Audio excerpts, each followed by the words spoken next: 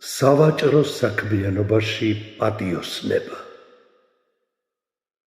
ძვირფასო მორწმუნენო, ღვთის შუამავალს ერთი ტრადიცია ჰქონდა.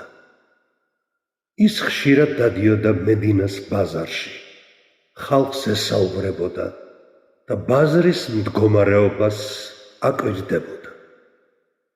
ერთხელაც ერთ-ერთი ასეთი გასეირნებისას ხორბლის გამყიდველთან მივიდა.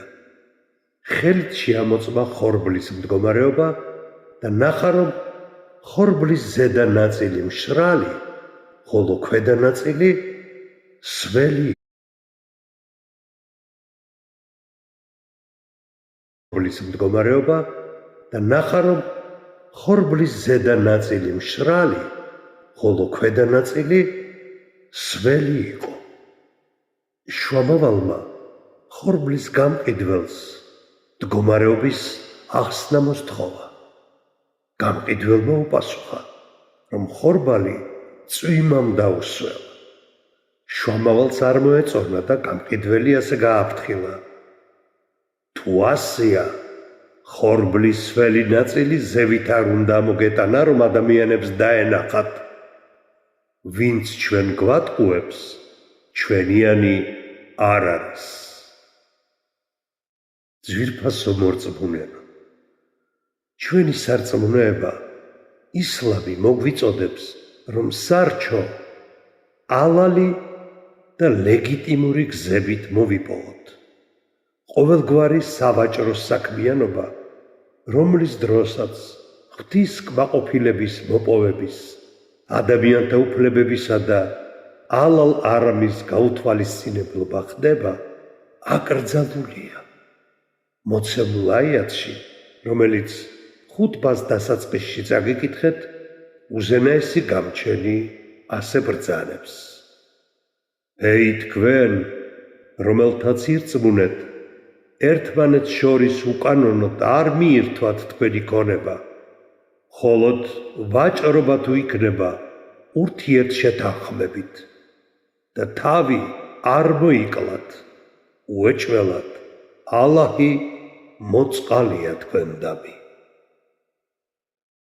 მორწმუნენო, ისლამის მიხედვით სავაჭრო საქმიანობაში ყველაზე მნიშვნელოვანი პრინციპი სიმართლე და პატიოსნებაა. მორწმუნე სიტყვითაც და საქმითაც სანდო უნდა იყოს. მორწმუნე ადამიანი ყოველგვარ საქმიანობისას ღვთის კმაყოფილების მოპოვებისთვის იღწვის.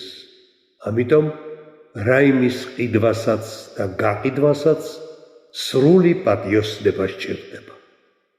მისგან თაღლითობა და მოტყუება გამორიცხულია. მორწმუნე მიცის, რომ თაღლითობითა და ტყუილით მიღებული სარგებელი არამია და მას არ შეერგება. ძვირფასო მორწმუნენო, მორწმუნე, რომელსაც სწამს ღვთისა და განკითხვის დღისა, სავაჭრო საქმიანობაში ტყუილსა და თაღლითობას არ მიმართავს. ის წონასა და ზომაში არასოდეს იტყუება, არ მისდევს კონტრაბანდას ან რაიმე მსგავსი სახის არალეგიტიმურ საქმიანობას. მორწმუნე საქონლის გაყიდვის მიზნით ტყუილზე არ დაიფიცებს და არც საქონლის ნაკლს დაფარავს. მორწმუნეს ასევე ეკრძალება ფასების არამართებული გაზრდა და სხვა ადამიანებს შორის გამართული მოლაპარაკებების ჩაშლა.